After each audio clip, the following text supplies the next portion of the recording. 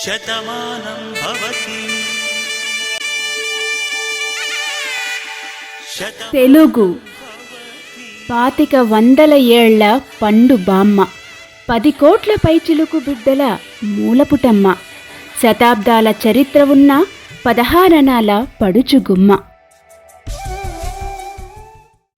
తెలుగు పల్లె పచ్చని పైట కప్పిందంటే యావత్ భారతానికే అన్నపూర్ణై ఆకలి తీరుస్తుంది. తెలుగు మాట పెదవి దాటిందంటే ఆ తేనెల స్వరాలు కృతులు కీర్తనలు గ్రంథాలై రాసులు పోసుకుంటాయి. తెలుగుదనం పురి విప్పిందంటే మనసు హరివిల్లై ఆనంద తాండవం చేసేస్తుంది.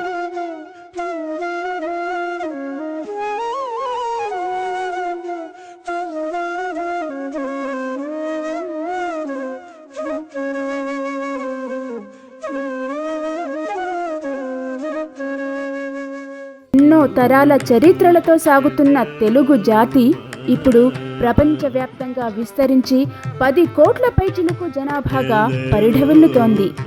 అగ్రరాజ్యం అమెరికాలోనైతే దాదాపు 10 లక్షల మందికి పైగా ఉన్న తెలుగువారు ఉన్న ఊరికి కన్న నేలకు గర్వకారణమవుతున్నారు.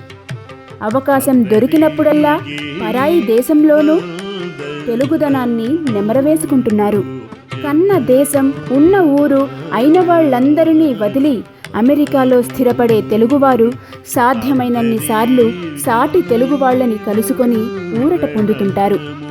రకరకాల కార్యక్రమాలతో స్వదేశంలోని తమ వారికి మార్గదర్శకులవుతుంటారు కూడా. చిన్న కార్యక్రమం చేయాలన్నా ఏదో ఒక చోటును అరువు తీసుకోవాల్సిందే, ఎవరో ఒకరిని ఆశ్రయించాల్సిందే.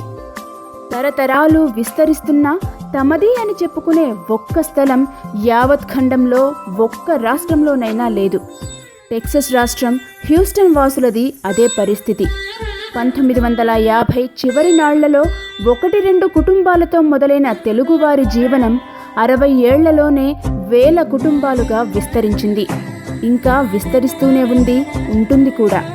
అయినా ఇంతటి మహానగరంలో తెలుగువారి అవసరాలకు పనికొచ్చే ఒక్క భవనం ఇప్పటికీ లేదు.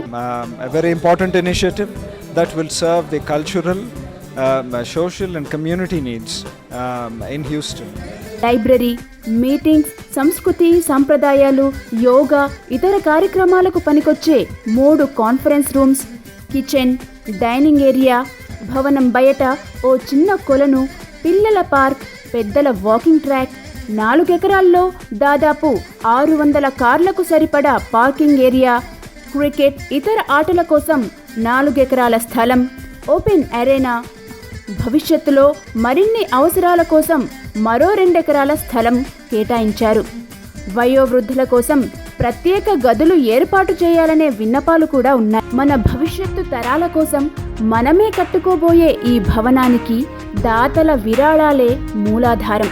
రండి, మనము చేయి కలుపుదాం, తోచినంత సాయం చేసి తరతరాలకు నిలిచిపోయే మన తెలుగు భవనాన్ని కట్టుకుందాం. అమెరికాలోనే యావత్ తెలుగు జాతికి మార్గదర్శకులమవుదాం.